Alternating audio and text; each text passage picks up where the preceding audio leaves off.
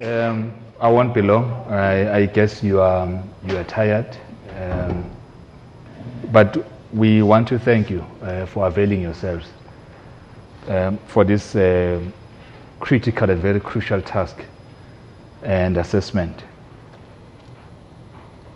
You are not the only one that have been chosen to go through this scrutiny, but also the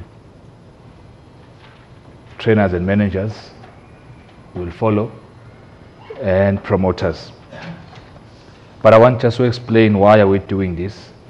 I think what is important is that PSA is an entity that is regulated. So we operate under a number of legislations. You've got PFMA, you've got treasury regulations, but at the center of what you are doing, you've got something called the Boxing Act and boxing regulations. And the reason why we are doing this is because of the Boxing Act and the boxing regulations. I think over a number of years, in previous years, as PSA, we've received complaints about the standard and the quality of our product. So whatever that we do in the ring as judges, referees, has a negative impact on us as a brand. We are committed to make boxing a valuable brand and an attractive brand. We want to have sponsors coming back in boxing, but we won't achieve that if we are not respected as a brand, or if boxing is not respected as a brand.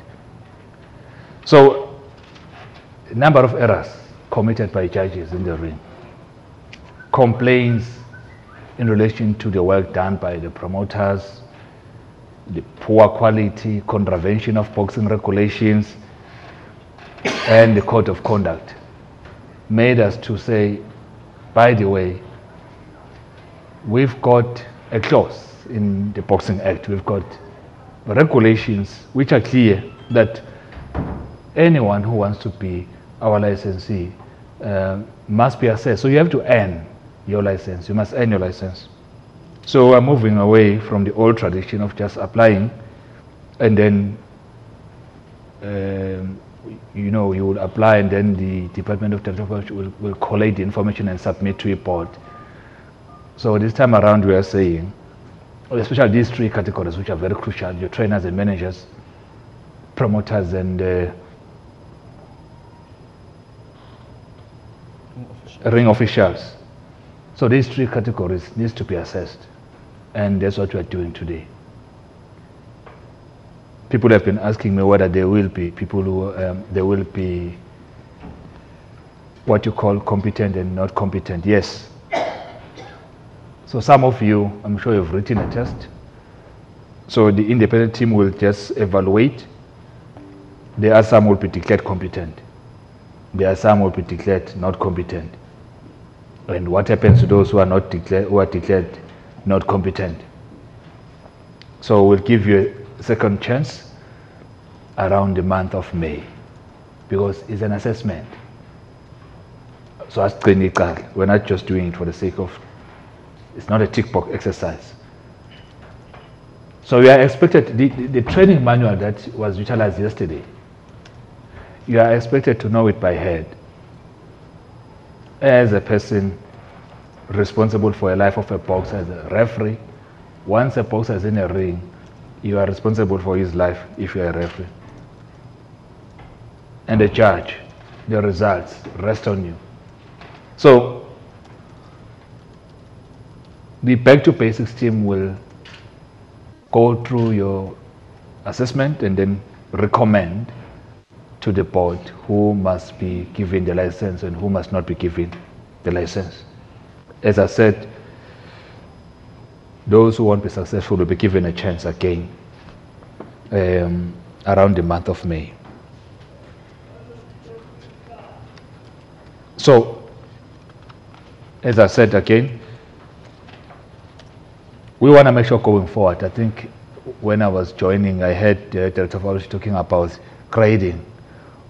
We will not be introducing this only to ring officials, but to promoters as well. We're going to have promoters in grade A, promoters in grade B, promoters in grade C. I've been sharing with them that we've got plus or minus 100 promoters in our system. Previous year, 2022, 2023, we had plus or minus 100. But how many of the promoters were able to stage tournaments during the period 2022, 2023? Plus or minus 40.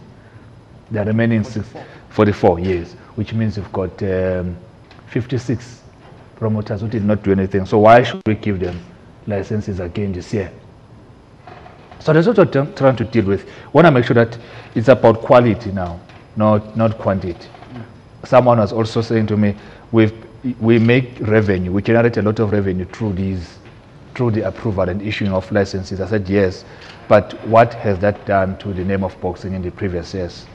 Some of our licenses have brought the name of boxing into disrepute. And we said, this time it's no longer about money.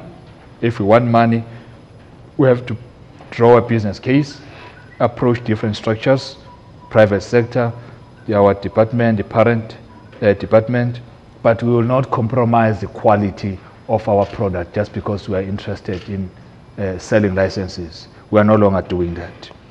So even ring officials now will be graded, as Mandla was saying. So you will have referees who are just assigned to do developmental tournaments, but there will be some also based on the qualities and the requirements who will graduate to do international tournaments and your South African titles. So I'm saying be prepared for this. It's coming before the end of this year. So this is the beginning. But in conclusion also, this is not the end, as I said. This is just the beginning. What you're going to have before the end of the year, we are currently engaged in CUTSITA, so there will be programs, courses that are compulsory. We call, in our professional language, we call them continuous professional development. So before the end of the year, there will be a compulsory course that you must attend again. So next year, the registration period of 2024, 2025, the prerequisite will be, if you were a BSA licensee during the year 2023, 2024, when you submit your application, you have to submit a proof that you did attend the compulsory course that was provided to you by BSA and CUTSITA during the financial year 2023-2024. We will let you know about that. We call them continuous professional development. So we are now in an institute. We are just now enrolling you into an institute so that you can always be ahead of time when it comes to the work that you are doing. So with those words, thank you so much, and I wish you all the best. We hope to see you in the ring soon. Siyabonga.